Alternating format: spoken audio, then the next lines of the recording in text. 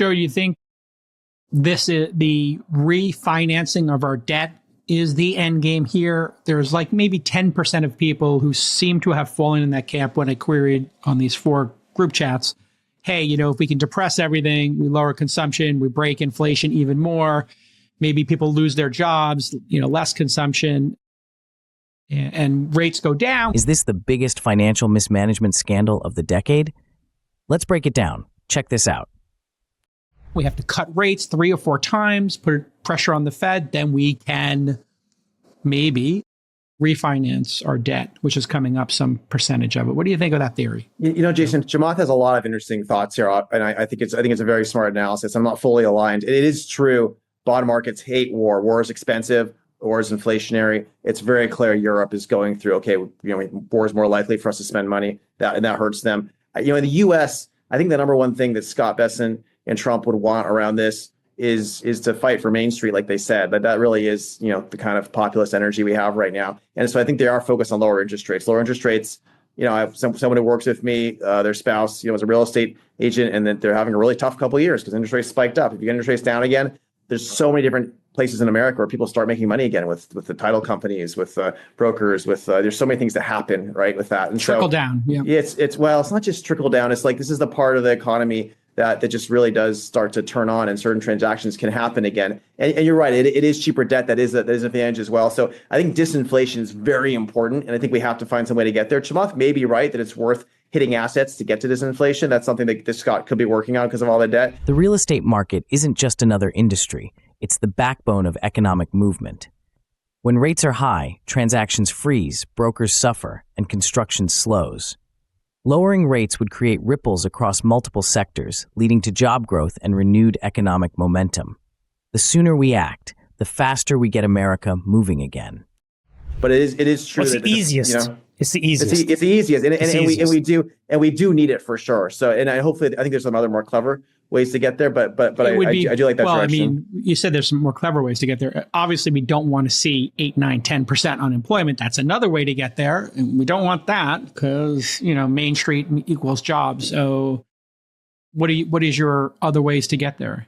Well, the other ways to get there is there's really 2 right now in our society that are very positive. One of them is higher productivity through AI. I'm working on a ton of things, as are everyone else doing that. Like we're doing construction for much cheaper right now. Government can't do that though, right? Government can't be involved in that. That's up to us. Yeah, we can make sure not to screw. I mean, David's doing good work. We can make sure not to screw it up. There's a lot of people trying to screw it up in government. So I think David's job is very important there to get Sam us there. Altman's not here, please. And then the second thing is actually cutting spend, like just giving out hundreds of billions willy-nilly to Stacey Abrams at all is very inflationary. And so I think cutting spend actually is a very positive thing. We could do a lot more of that. AI-driven productivity could be a real game changer, but it needs the right environment to thrive.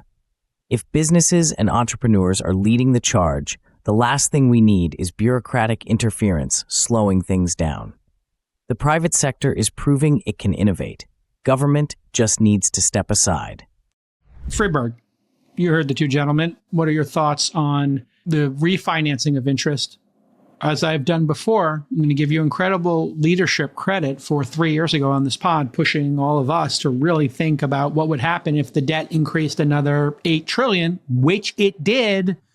And I think that influenced a lot of people in our circles. And obviously that's something that the president took on when none of us thought any president would ever take on that issue. How much pain do you think Trump is willing to take with the stock market going down in order to refinance the debt? Is he willing to be incredibly unpopular? Is he willing to deal with the criticism from Wall Street and from equity holders over some sustained period? And how much would he be? If it goes down, the market goes down 10, 20%, do you think he's going to cry uncle, or do you think he's willing to take that kind of pain, Friedberg?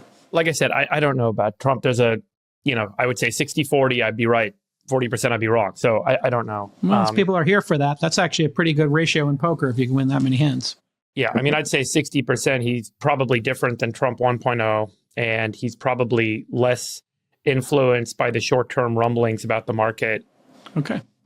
And he's probably listening to Bessent on this one, although, I think it's got to be a complicated relationship between the 2 of them at the moment. I do think that he is aware, and I would imagine the administration generally, with Bessent and others in kind of key leadership positions, are trying to make the case that if we can get rates down, we have an opportunity to kind of refinance this $10 trillion that's coming due in the next 12 months and get ourselves into a kind of more sustainable financing position. There's still the fiscal position, which is how are we spending money and how are we spending money over time, that needs to be addressed. Trump 2.0 may be less reactive to market volatility, but that doesn't mean the pressure won't be immense. If the administration can push for lower rates while managing refinancing strategically, this could be a pivotal moment for long-term economic stability. However, history has shown that political will often crumbles under financial market pressure. If they hold firm, this could redefine how debt management is handled for future administrations. This is the central question. You're totally right. Let's address that specifically with Ukraine. You're a bit of a hawk, an American exceptionalist, Joe, and we are looking at a situation where we spent $175 billion. There were some other numbers that Trump was floating around that were incorrect, and they got fact-checked. $175 billion is what we're actually in for, according to all accounts. This was done, as I said many times on this very program and got laughed at and joked about, done on a lease loan. Trump, because these things were done on a lease loan, now has the upper hand with Zelensky, and he's a great negotiator, and he said, we want $500 billion back. Don't need to make this about dollars and cents here, because obviously this is life and death and people's democracy. We're talking about their sovereignty. But that $175 billion, if he gets that $500 billion back, that's a 42% IRR in 3 years on this. Even if we just got our money back, that would be fine for the American people. How do you look at the war in Ukraine, both financially and in terms of containing Putin, and finally in terms of our participation in NATO? Is it time for us to leave NATO? Joe Lonsdale. Wow. Well, Jason, Putin's a bad guy. That's number one. He shouldn't have invaded. Thank you for saying that. It's refreshing to hear it on this podcast. The financial argument for continued support in Ukraine makes sense if repayment is realistic. However, long-term stability depends on more than just ROI. If NATO no longer aligns with America's best interests, then reevaluating participation isn't unreasonable. Any decision must balance fiscal responsibility with national security imperatives. I do think the last administration mismanaged it. I don't think he would have invaded with Trump as president. He certainly would have invaded with a competent person threatening him. So, but now we have to have peace, and I do want peace. I don't want to have the war continuing. But to get peace, you got to get both sides to come to the table. I prefer peace through strength. I prefer being really strong on Putin and showing why he has to have peace. But then you need Zelensky to be a partner for it too. And I do think Zelensky had the wrong idea on the White House last week. He should have been thanking them. He should have come more humbly. He should have actually been directed towards really wanting peace. And listen, I agree that Ukraine's a very corrupt country. We may find out that he and his cronies have been taking a bunch of money. I don't know if they are or not. Either way, he has not really been signaling the right way to be open to peace, and a peace that does, I think, have to give up a little bit of Ukraine in order to get there. I think that's the option on the table right now, and that's the direction I want. What about the NATO question? What's the, and thank you for being so candid here. What's the NATO outcome here? Is it time for maybe Europe to just go it alone? Because they don't seem to like what happened last Friday at the White House. And maybe, do you think it's time? Maybe we bow out and let them arm up? If NATO allies are unwilling to step up, the U.S. has every reason to reconsider its role. Europe has the resources to take on greater responsibility for its own security. A recalibration of America's commitments doesn't mean abandonment. It means ensuring foreign policy aligns with national interests. This is really tough for me because some of the people I care about most in the world live in places like Germany and around there, and I want them to be safe. I also think that the historic relationship between the UK and the US is this very, very valuable thing that we have. It shouldn't just be tossed aside. These are critical, very long time allies and cousins.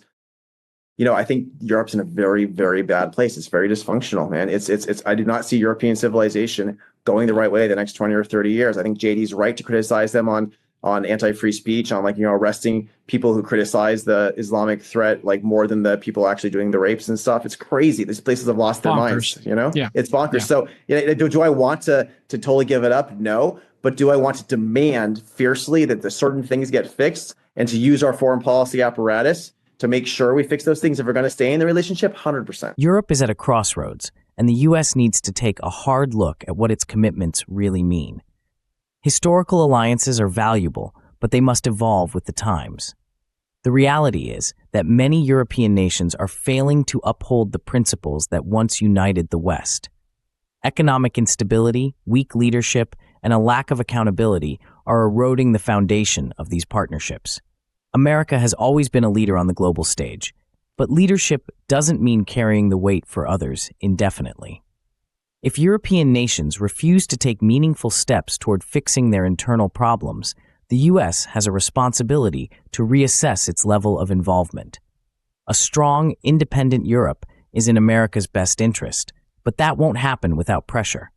It's time for a realignment that forces European allies to step up and take responsibility for their own future.